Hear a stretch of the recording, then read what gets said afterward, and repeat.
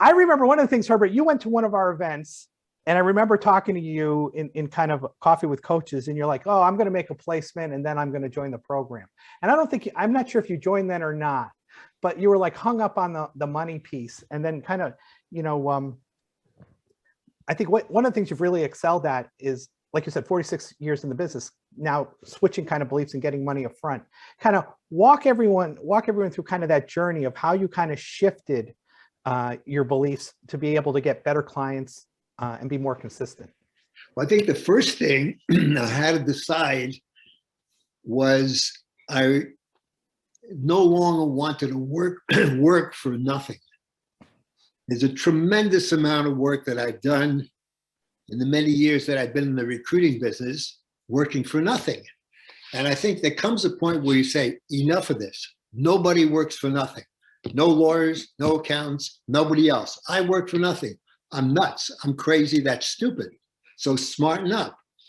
And what really helped tremendously was one of your scripts, Michael, about getting retainers. And so I followed the script, and lo and behold, I get a retainer. Oh, it couldn't be that easy. So I did it again. And every time I follow this script, I get a retainer. Oh, this is ridiculous. Now I got to fill these retainers. Okay, so what do? You hire a researcher. Well, he's no good, so you fire him. So then hire another researcher. But the point is that the activity is changing because all of a sudden I'm becoming what you call a trusted advisor. In fact, when the company interviews my candidates, they want me to be in the interview because after the interview, they want to discuss with me their thoughts, my thoughts, and all of a sudden, I'm really part of their team. And that's never happened to me before. So it's been a real eye-opener because the scripts are fantastic. This one, in terms of retainers, is worth the price of admission. Really is. And so far, I'm not doing the scripts so much because I really have to fill these retainers. So that's what I'm focusing on right now. But you talk about epiphanies. That was one of my epiphanies. Now I've had more than one. Okay? What are a couple of the others? Well, one of them was I didn't have a vision for the company. Where am I going? Well, you day in, day out, okay. But you don't know where you're going, okay? The end product, of course, is expiration. We all die. But what's the view of the business? Where are we going? What are we doing, and why do we want to do it? And I think I've got a vision of the business that I never had before.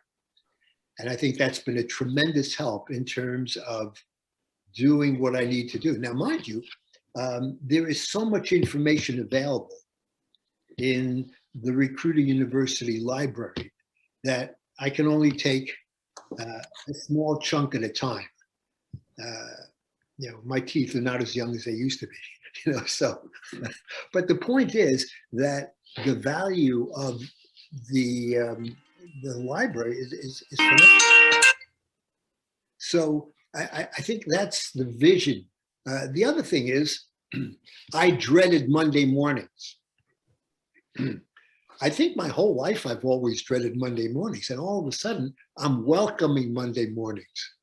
Well, that's crazy. I mean, who welcomes Monday mornings?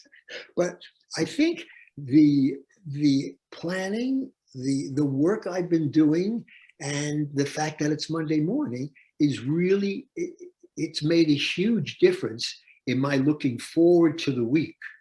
And of course, at the end of the week, you look back. And I think that has been a phenomenal change. So I welcome them. What is it about Monday now? What is it about Monday that's exciting where it wasn't before? Well, I have a chance to brag about my previous week's accomplishments. And that's part of the Recruiter University ongoing process. I've taken courses, you get out of the course, you're high and mighty for a couple of days, and then all of a sudden everything disperses. But there's a continuity associated with the Recruiter University, which keeps you not just motivated, but keeps you energized and keeps you moving. And that's what I really look forward to that every week. And it's been absolutely amazing. So basically retainers was just, I love that belief, because Herbert, I didn't know that until you just said it. That was, for me, I went to, there was a moment, I think I had a couple of contingency deals blow up, like one client, 3 openings, they changed the cities or whatever, and I'd work for free, right? And I was so angry. It's like that movie Network, I think came out in the 80s. I'm mad as hell and I'm not going to take it anymore, right? It's like one of those moments. I'm in my early 30s and I'm like, I can't do this for another 20 years. Like, I cannot just work for free. And that's what really, I said, ask yourself a question like, what has to be true for people to want to pay me up front, right? Which is, we have that all in the process. But one of the big things when recruiters talk about selling retainers, they think it's a pitch. And it's not. It's a series of really good questions, right? Asked in the right way, where you uncover what their pain is, where other recruiters don't ask those questions. Other recruiters are asking, what's the background? What are the duties, responsibilities? What's the money? If I found somebody really, really great, could you pay another few thousand more? Nothing wrong with those questions. It's just the same questions everyone else asks. So once you went through the process, talk to like metrics, and what was the response though on the retainer side? There's kind of 2 questions built into one. Like you said, you asked for it and they got it for you, but what were a couple things that you did to ensure that they saw the value in paying you up front? I think first of all, most important was the relationship that I began to develop with them. And I think the way you develop a relationship with a client is something that just leads to, step by step, you get to the next point, and the client, begins to work the way you work. In plain words, the client wants to work contingency, you want to work retainer. Hey, it's not a question of middle ground. You say, hey, I don't want to work with you. And I think I've fired half a dozen clients this year. I've never done that. I've never fired a client. Come on. Clients are not easy to come by. Firing a client, you're crazy. But I've done that because they don't want to work the way I want to work. And I think that's the big difference. Huge difference in terms of being able to, or deciding this is the way I work. And if you want to work that way, terrific. If you don't want to work that way, that's fine, no problem. So that's made a huge difference. But the other thing is the relationship with the candidates. And with the relationship with the candidate is, I don't know if this will work for you or not, but maybe it will, maybe it won't. I don't know. Okay, you're the person. And that's made a huge difference in terms of my relationship with the candidates that I represent. I had a conversation this morning with a company. I presented 3 candidates. They interviewed them yesterday. And one candidate, they said, well, no, that's a hard no. And I said, well, I'm glad to hear that, because if you would have chosen that person, I would have fought with you not to hire him, because I didn't think he had the motivation, and he was more interested in retirement than anything else. So it's unusual to see a headhunter on the side of the client, but that basically is what I've become. I've become an extension of the company. Awesome. Francis, any questions on the mindset side? Herbert, you've worked with me and with one of our coaches, Grant. So having the different coaching kind of styles, but the structure, the same structure of the call and the tools. I would just love to hear if there's anything to share regarding that, and how the shifts that you made, kind of like that domino effect. Where I know with me, you were really looking more on routine and daily planning. And then when you shifted to Grant, you were working much more on that retainer and the things that you spoke about today. So anything to share regarding those shifts? The thing, when it comes to shifting habits, January 1 is the big day, make my New Year's resolution. and then I try to see how fast I can break them. There you go. Which isn't the way it's supposed to be. However, what I'm doing now is I'm saying, okay, I'm going to make a very minor shift, a mini shift. Yeah. I'll do a mini shift. I mean, I can do a mini shift. I can't do a major shift, but I can do a mini shift.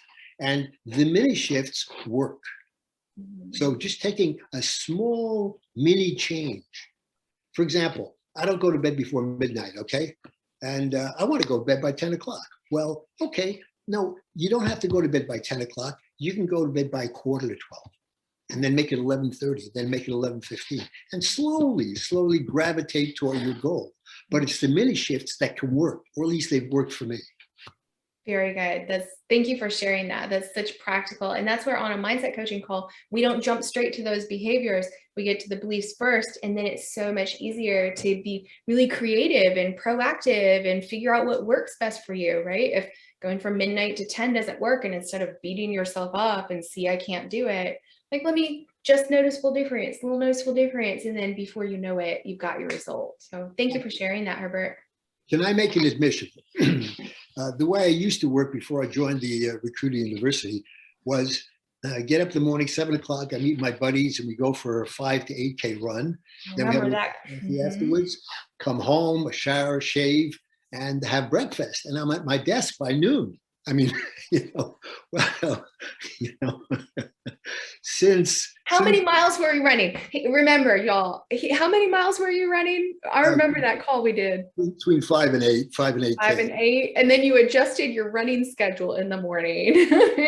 Completely. And to the point where I'm at my desk by 8:30 in the morning. That's so that's an admission. I hate to admit that, but it's really, He's literally running circles around all of us. That's all I got to say. I wouldn't go that far. Not yet. Thank you, Herbert. It's such a joy to work with you. Likewise. Thanks so much, Herbert. Anything else that I didn't ask that I should have or could have? Well, one of the things I don't do, or I've never done really well, is delegate. And when you talk about delegating, I say, okay, yeah, but first of all, I never ever held people accountable. Now I know how to hold them accountable because you've given me a track, which this is the way you hold people accountable. And these are the metrics that you have to use. And I didn't talk about metrics at all, but there's one metric that has been mind-bogglingly effective, okay? And, it's not the only metrics, but that's been just so effective. It's really, Yeah. What's the one that's been mind-boggling effective? I know that's going to be the question. Everyone's like, I think I know what it is. I hope I know what it is, but I want you to say it. Yeah, it's first-time interviews. Critical number, what we talked about yesterday. Right, absolutely, first-time interviews. But most important is the fact that I used to track the number of phone calls I made, and the activity level was pretty high. But the number of phone calls doesn't correlate to first-time activities, first-time interviews. Now I focus on first-time interviews, and it's made a world of difference. A world of difference. Awesome. Always an inspiration, and I always enjoy in our group calls. There's always something. You always have something funny every Monday when we get into our group.